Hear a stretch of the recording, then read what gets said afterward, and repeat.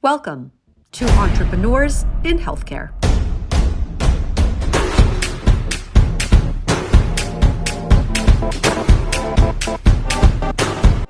I've come to realize that entrepreneurship discussions are long overdue in medicine. I'm pairing up with voices from healthcare that value entrepreneurship and that are willing to come on the screen with me and hold a discussion. I'm hoping that hosting these conversations will open up pathways to making progress in medicine and not making entrepreneurship a bad word. Join along on this series as we dissect entrepreneurship, healthcare, and everything in between.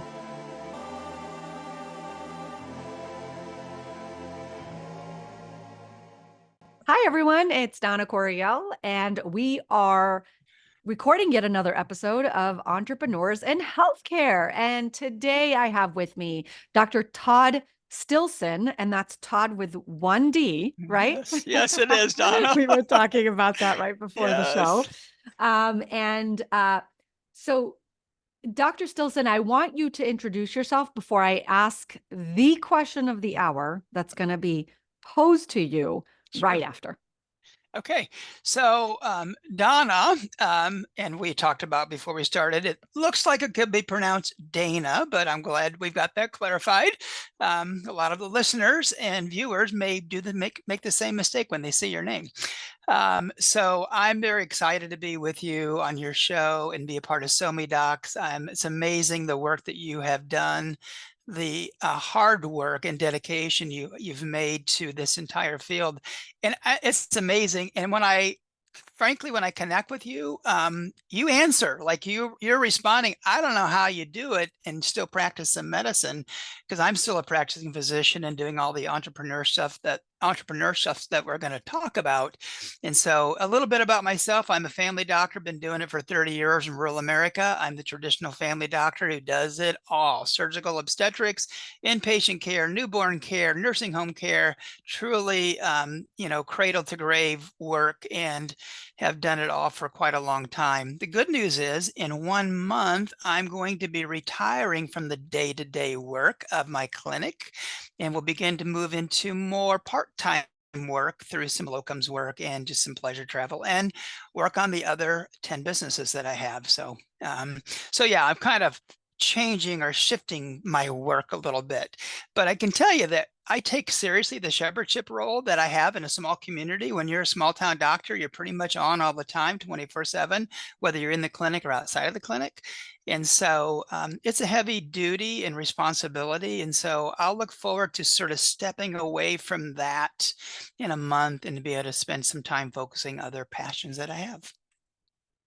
Wonderful. So I love that. And we already know the answer to the following question. I do want to make just a teeny correction so that everybody out there knows is that I am not practicing medicine. And Ah, that's why I can be a full-time entrepreneur and reply yes. to emails and talk to all the doctors that I talk to. So yes, I was an internist. I practiced, just like any other internist. While raising a family, I am married to a physician as well, but no, I am no longer practicing. So, with that said, I'm so Yes. excited to dive into all your entrepreneurial ventures. So, we already know the answer to the question, but I'm going to pose it anyway. Yeah. Entrepreneurship and healthcare, good or bad? It is wonderful and great because doctors are such creative, innovative, intelligent people who have so much to offer the world that goes beyond and extends beyond just clinical practice. Okay. And so I think entrepreneurship is a great match for doctors, and really make a huge difference in the world by doing that. Well, I personally couldn't agree more. Let's at this point here I would love to dive into your experience as an entrepreneur. It sounds like you don't just hold that opinion, but you actually took action on it. So Yeah, it sounds like you have many businesses. And so let's I just do. dive right in and start with maybe like letting us know about the first one that pops into your mind. Yeah. Well, the first one that pops into my mind is in the background of our video, that Simply MD. It's really an online educational community for physicians that teach small business education and micro business education. As you know, doctors are pretty deficient in their business skills and business education. Very few medical schools and training environments help doctors with that. So what doctors learn is really usually self-driven, or perhaps driven by some family experience that they have, or perhaps a mentor that they've met along the way. But what we're seeing in the world of healthcare is that even a more shrinking number of exposure opportunities that doctors have to kind of pick up small business education as we're herded into just traditional employment. And and with that comes the sort of dependence that you have on large corporations to really manage all the business of medicine. There's some good to that, but frankly, what happens in the midst of it is doctors really don't get any business education and kind of forget the business mind that they have and really the business powers they have associated with their degree when it comes to the work that they have. And so it's such a long, hard road to get to become a doctor. I'm just amazed at the people.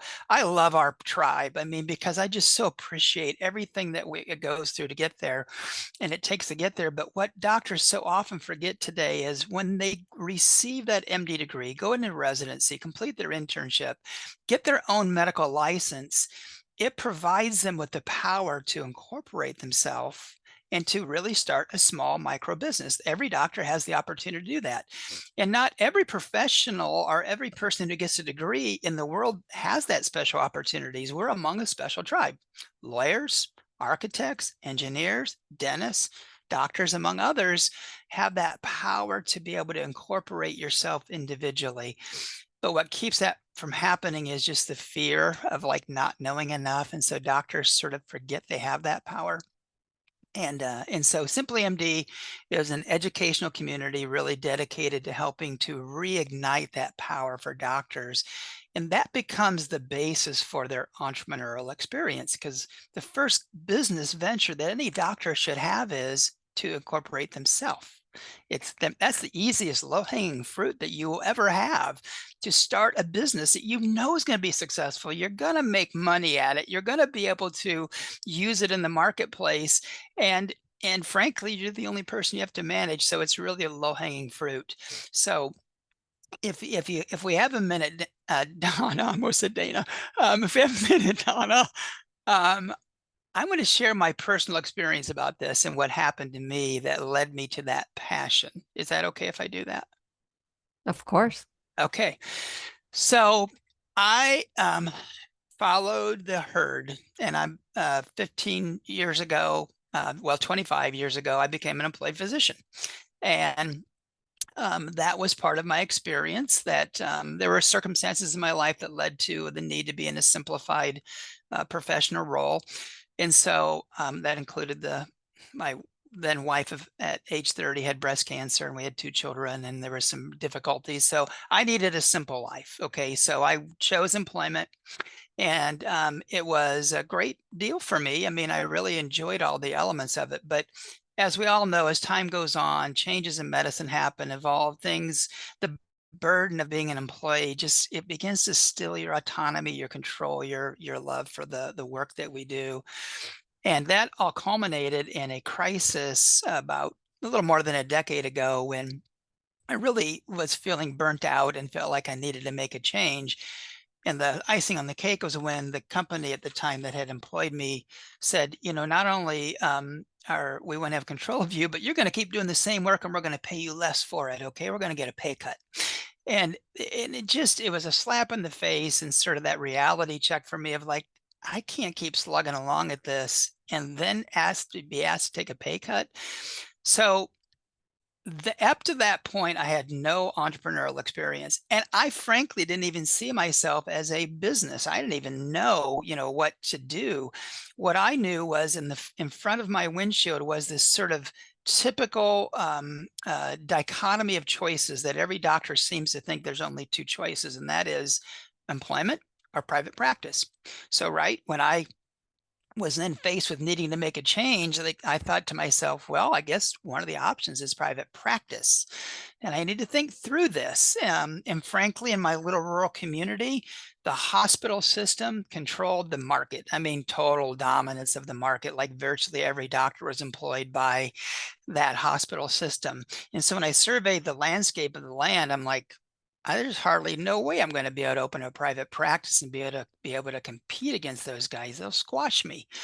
And so it's a real dilemma. I didn't want to move. This is my home county. My family was here. I'd remarried by then. We have 5 children, etc. And so I was wise enough to say, I need to get some help. So I reached out to some healthcare business consultants, they helped me sit down and look at the landscape of what existed, looked at the assets that I had created, which included, 15 years of a medical practice with, so multiple thousand patients, and basically constructed and exposed me to the opportunity to develop a micro corporation where it was really a hybrid between employment and private practice. It wasn't one or the other; it was the hybrid. I didn't even know such a business venture existed, and so as they began to unpack for me and demonstrate for me how it worked, I became quite excited.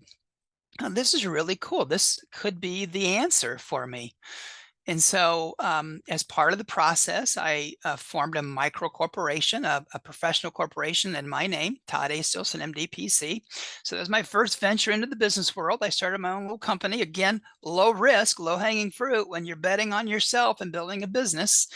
And then my business contracted with the hospital as a long-term independent contractor through what we kind of call an employment light contract. That means that I kept doing all the work I was doing for them prior to that transition as an employee, but now doing it as an independent contractor. That means they paid for all the staffing, all the overhead, the medical office building, and they really did everything else the same. But now my contract was organized not as an employee, but as an independent contractor. That provided a lot of tax benefits to me, but it also provided a lot of opportunities to renegotiate my contract at a fair market value level that now was no longer tied to the employee compensation model, but was really tied to more of a marketplace employment model based on fair market value as an independent contractor. I got a pay raise is the bottom line. We'll be right back. Private Practice 101 is the latest in virtual conferences you can access on our site. I'm going to talk to you about lease negotiations and purchase negotiations. I'll talk about how to prepare, plan, and organize your personal finances when you are starting out on your own private practice. We're going to talk about how to apply this information to detect and prevent fraud. This talk is for doctors who are fed up with the overregulation of patient care. And I'm excited to teach you the ins and outs of how to build a thriving referral network and Facebook group. And how to build in compliance efforts and strengthen your negotiation tactics. Because I want you to make money and I want you to stay safe. I'm really looking forward to talking with you about creating and retaining a high-functioning team. About the psychological and emotional things that undoubtedly come up as you reach certain barriers. Marketing yourself as a professional in the world of today.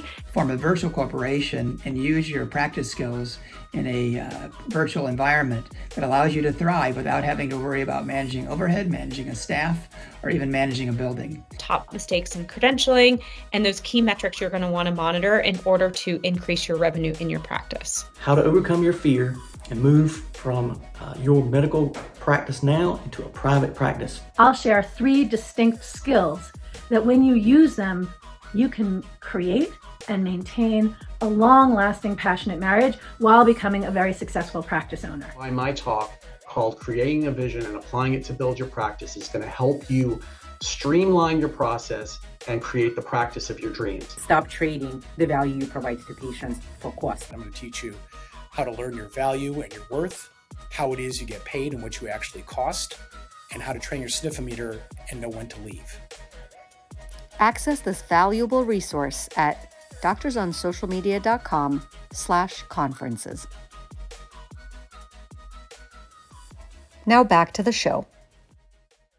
I got a pay raise is the bottom line because that's what the fair market value was. At the same time, I was wise enough through my consultants to Also, they recommended I purchase a medical office building and ask the hospital to lease it from me. So that's what I did. And in the end, I converted to an employment-like contract, started my own corporation, and had a medical office building that was being leased from myself by the hospital. And from the outside looking in, medical staff members all the way down to patients, it looked like I was still wearing the same team jersey, doing exactly the same work everywhere I was. However, behind the scenes, the business workings of all that was happening dramatically changed. And in the process, that improved my own sense of empowerment through the preservation of my professional autonomy, but also through the enhancement of my financial health as well. So you can see what happened was in that transition, I formed a company that was myself. I entered into a different contractual relationship with the hospital that was the best alternative to employment. Not a lot of disruption in terms of my life. And at the same time, I bought a medical office building and put it in a different company's name, an LLC. So I just created another business and a second income channel for my life. And boom, all of a sudden, I am flying along, and I'm just amazed. And now I still have my team. I still have a CPA. I still have a lawyer. I still have a group of people because, I still don't know a lot about business at this point. I'm learning as I go, and I'm very interested in it. But it just really transformed me in terms of how I thought about myself and the mindset that I had about how medicine can be practiced. And I fell in love with medicine again. And it's a beautiful story. I still love everything about medicine. I always have. I love patients. I love helping people. But now I could see it through a different filter. And what I recognized was that I was like a lot of other physicians. They're just trucking along as W-2 workers, and they don't even know these options exist. My experience was so positive. I just said to myself, I need to tell others about this. I just need to let our tribe know that this is an opportunity and an option that I learned personally. And so that really is kind of the core purpose of how I started Simply MD. But here's what happens, Dana.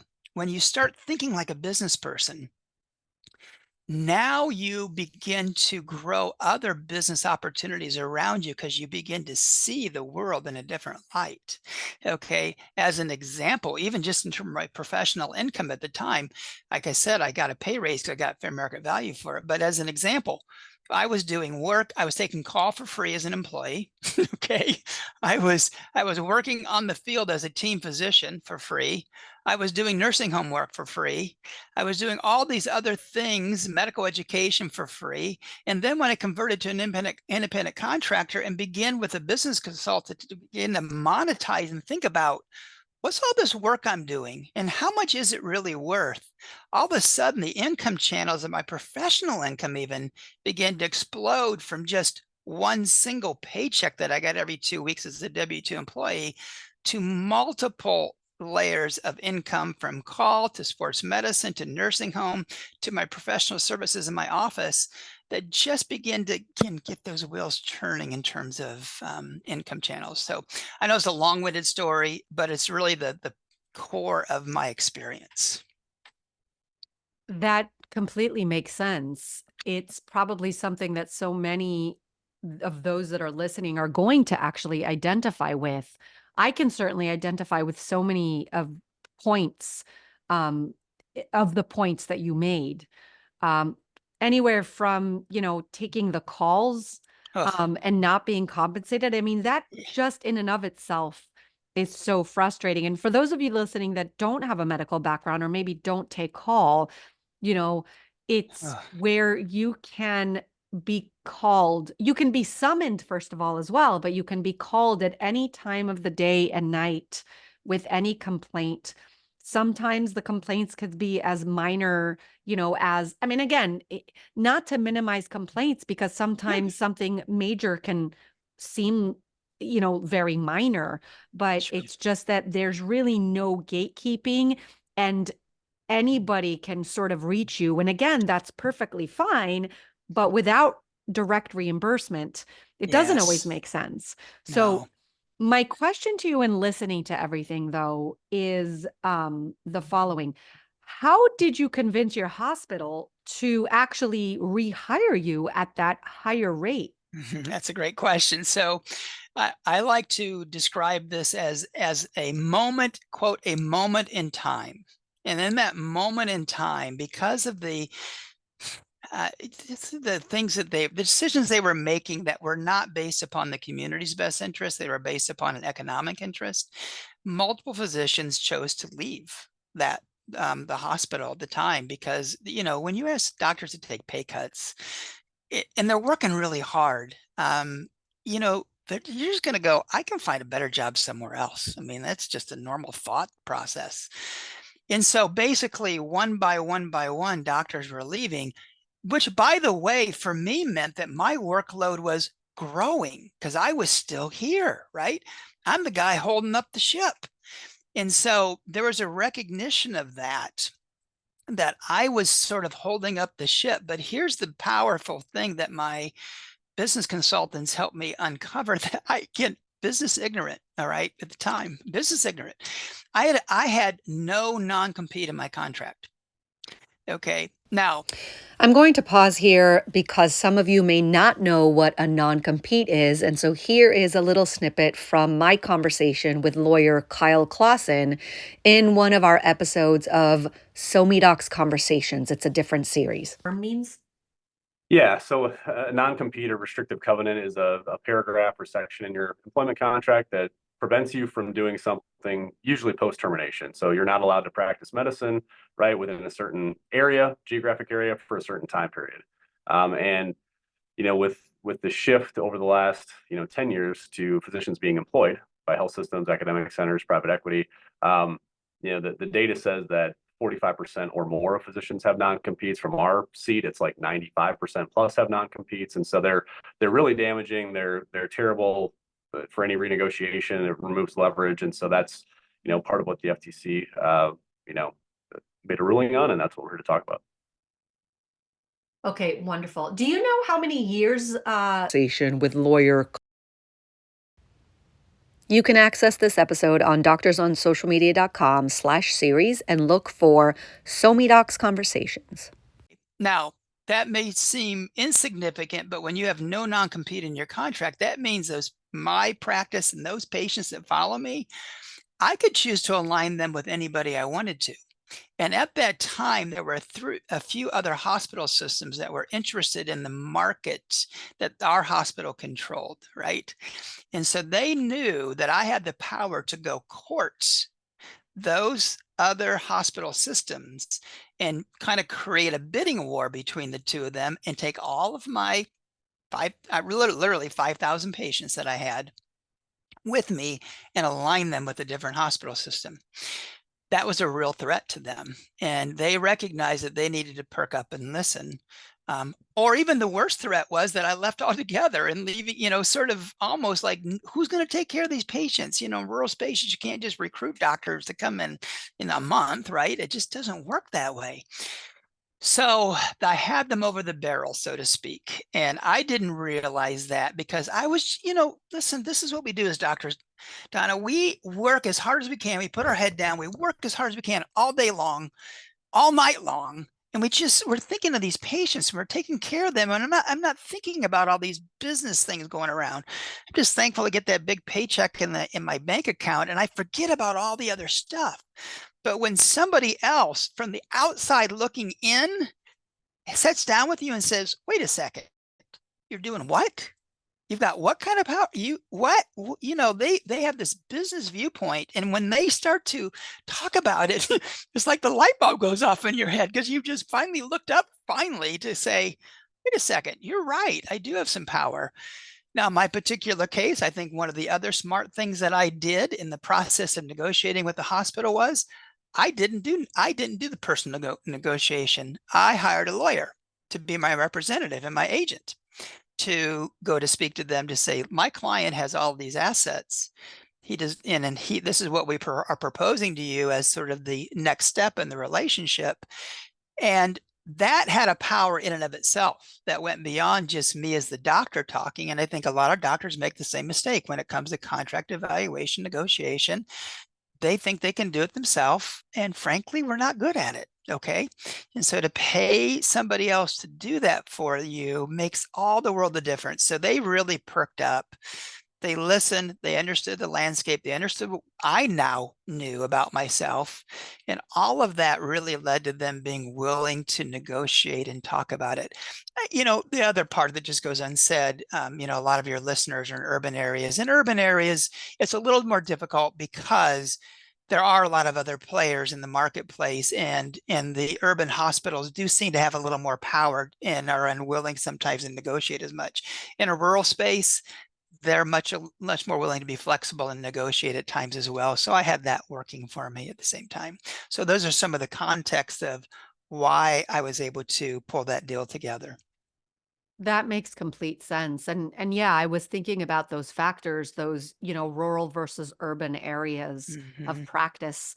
Myself living in the tri-state, very close to New York City, where there's a conglomerate of giants with well-known names and just really tentacles, for lack of a better term, but tentacles that reach really far and deep and that are very difficult to penetrate.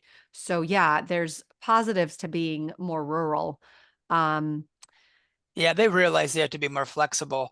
I wouldn't call it collusion with those big hospital systems in the urban areas, but frankly, there's a little bit of collusion that goes on that, they're like, nah, we're gonna be a field. We're gonna join arms together. We're not gonna let doctors break us down. And so, of course. And that's how it works. That's business. That's how exactly. That is entrepreneurship. And that's the crux of why I do what I do. And I think that doctors need to understand entrepreneurship, because we can, hide, we can close our eyes and pretend like it's not going on. But healthcare is a business. And at the end of the day, when you go into healthcare as a professional that's working, you can either make yourself a worker bee, which, like you described, sometimes might be a necessity when we have certain things going in our life.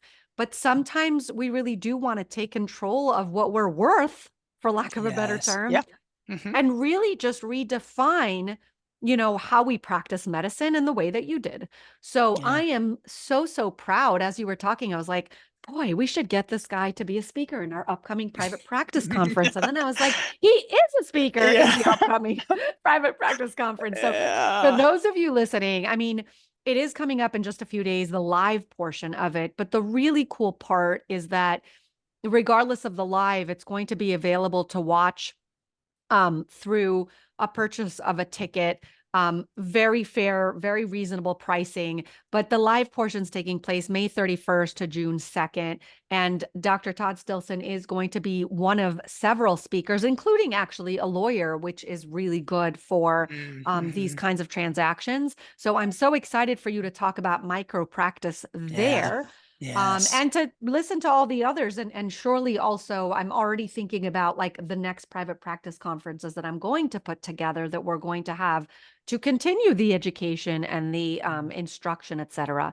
I'm also thinking about the medical student and the pre-medical student section that we've opened up here at SoMeDocs. It's called Students.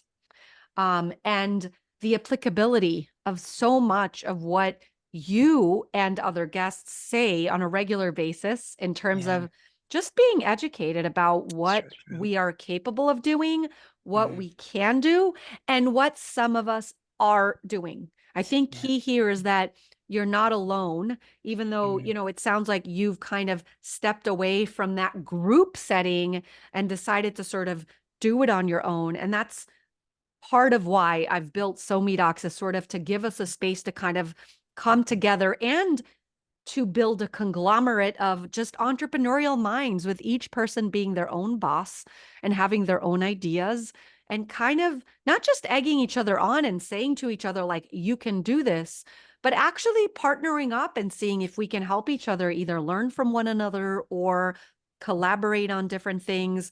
What are your experiences with becoming this really, strong-minded entrepreneur that now understands that you need to fight for your rights. What are some of your experiences with like collaboration, whether in your local physical vicinity or online? Yeah, so again, it comes back a little bit to two elements. One is the development of an online community, like you said, that can provide inspiration and support mutually, not just me. I'm the driver, I'm the president. I kind of move things forward with it and really create a lot of the content that's shared. But as you know, and you see this as well from your standpoint of your with SoMe when you start to see the collaborative nature that doctors almost by nature do with one another, they trust one another, they can share information quickly with one another.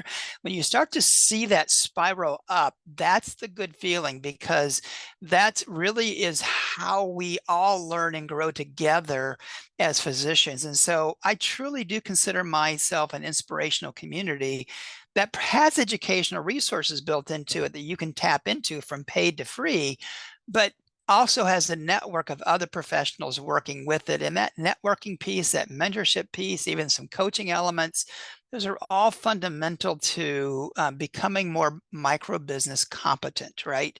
And doctors need those resources to help them do that. That's why I'm so excited about being a part of the virtual conference we're going to do.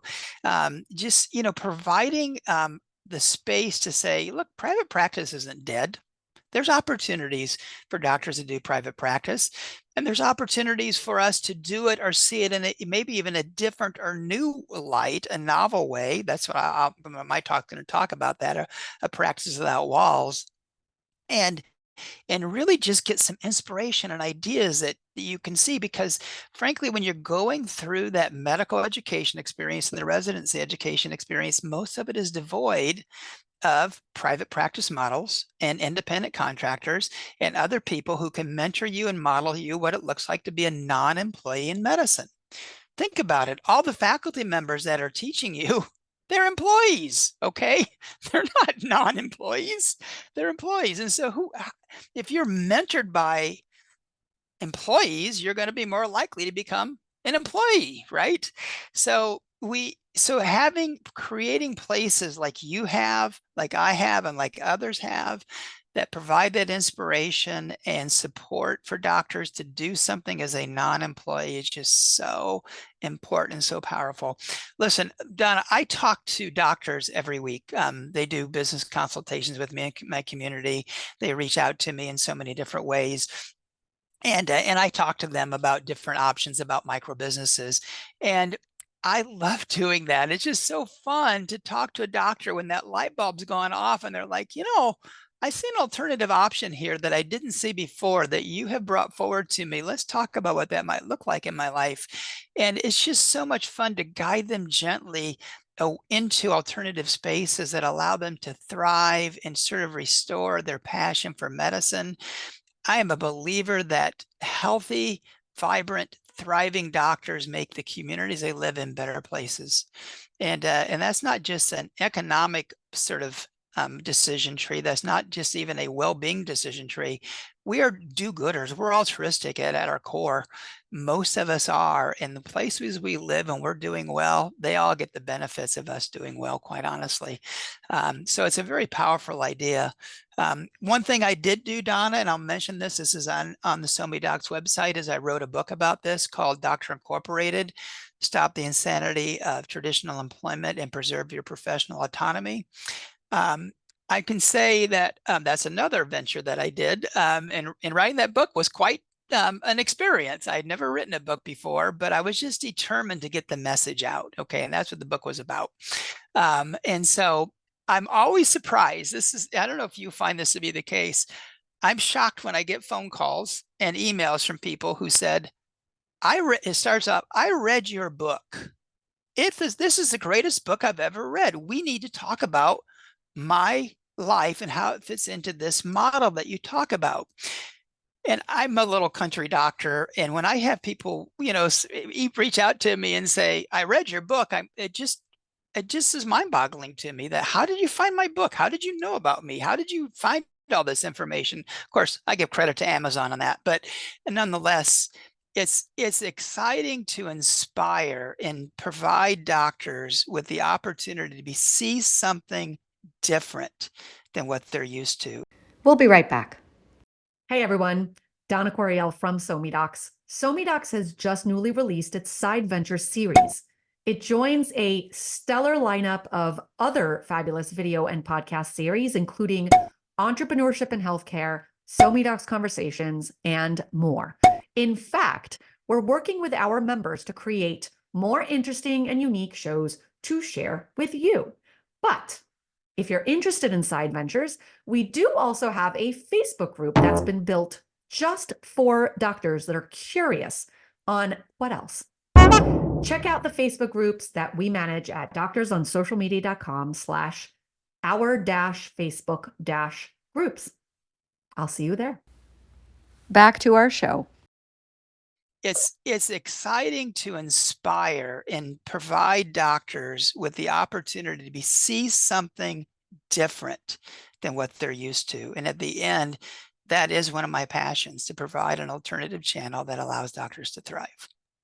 That's just one of my businesses, by the way. Right.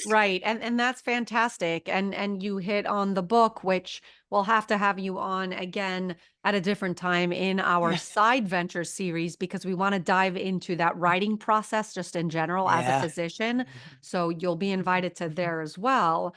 That's what I really love, and I'm actually seeing it more often than not, is that a doctor will sort of allow themselves to take on an entrepreneurial mindset and will sort of open themselves up to entrepreneurship, will become an entrepreneur, and then will get a taste for it and really love it because they understand that it's not only better for their patients, but it's also better for them. It's almost like that saying, a happy wife, a happy life.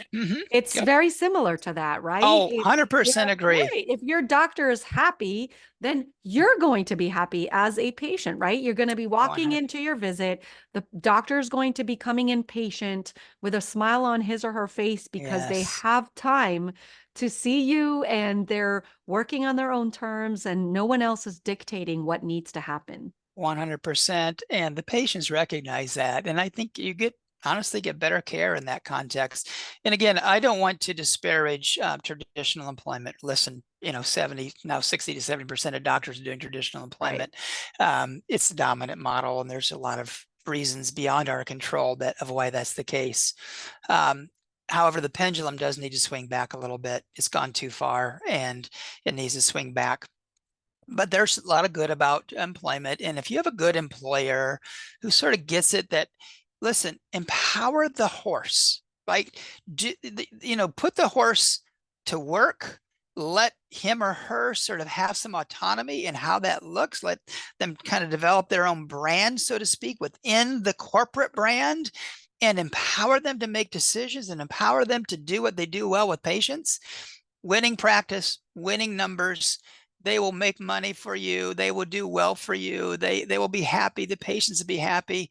But as soon as you start to crank down and sort of micromanage them and just overburden them with junk that is about corporate junk and make them a glorified cash register in that exam room, we all just get weary of that. It's just not the right way to go about doing it. So I think you can be empowered in employment to succeed and have some what I call micro autonomy, but it's a whole lot better to do it as a non-employee, honestly.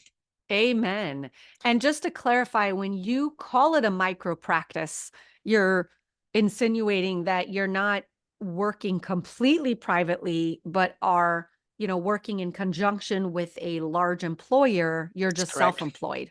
Yeah, well, honestly, a micropractice can take on all sorts of versions, to be honest with you. In my particular case, talking about employment light, which is long-term independent contracting. There's locums, which is short-term independent contracting. Same idea, same principle. But you can contract your professional services with a host of places. In today's world, telemedicine is a great example, right? So there's large companies that have that control of the telemedicine market, and you can merge in and become an independent contractor working for them, but yet still have your own corporation that is receiving the money and you're managing it and just managing yourself.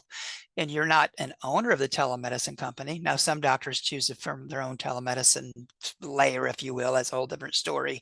But or you can even do direct primary direct primary care, cash only practices, concierge medicine. Those oftentimes are micro practices. Micropractice meaning one person who is sort of managing the whole system themselves.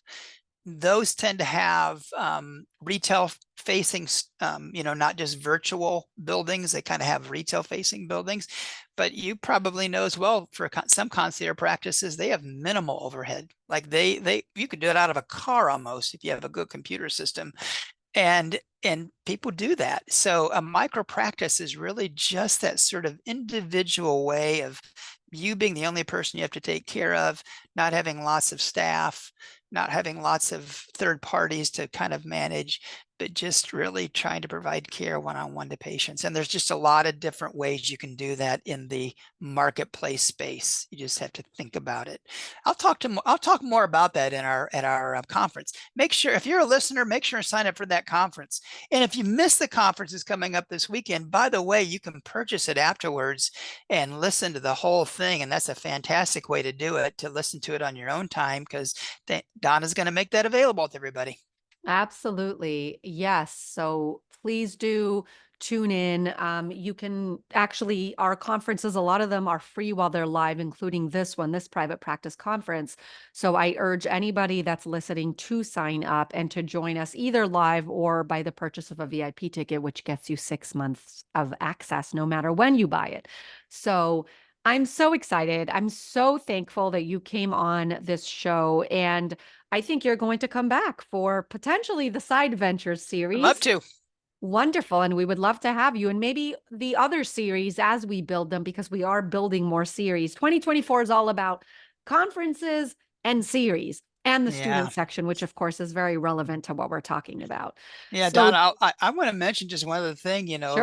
like like I said, I've got several businesses that I'm working on, but as I get ready to retire, one of the things that I've realized that as a primary care doctor that I have to sort of consider is how to reinvent myself in the modern workspace. And so my newest venture that I'll be working on is how to provide e-visit care as a doctor to patients. And because primary care is my specialty, especially treating what I call the 32 most common acute infectious conditions that patients encounter, and creating a model for care that's sort of in the televisit space, but even more kind of lurches into the assisted or artificial intelligence stuff, and really begin to sort of create an opportunity for consumer facing product that allows acute condition to be treated quickly. And so, that, how did I get there? From a little more than a decade ago, I was working as a W-2 employee and had no businesses. How do you get there? You start businesses, you get inspired, you begin to think outside of the box, and you begin to see the world and the practice of medicine and the power that our brains have to be able to bring something special to the world that nobody else can. And that's a business model. And so I'm excited about that next venture. That's really part of retiring the day-to-day clinic, but really it comes back to the entrepreneurial mindset that we get inspired by doing these things as a doctor. you know that I love that. And so I'm going to say it out loud. I do. Yeah. So Yeah. fantastic. We also have an AI in healthcare conference planned for the winter of 2025. So hopefully that will come to fruition. And everybody that's listening here should subscribe to SoMe Docs and really just follow along for everybody that we're featuring, including Dr. Tod Stillson, because everyone is just so innovative nowadays and coming up with amazing ideas. And we have our outlets to sharing those ideas. And Yes. that's what matters most to making those really important connections that can, lead to something more significant. So again, thank you for joining. Yeah. I really Yes. appreciate this discussion. I really Anything enjoyed to- it, Donna. Good. And anything to leave the audience with in terms of a final ask? Yeah, my final ask is I encourage you as a doctor, no matter if you're coming out of training, you're mid-career, or you're at the end of your career, understand that you have the power to incorporate yourself. And that's the simplest, easiest best business you will ever create is to incorporate yourself.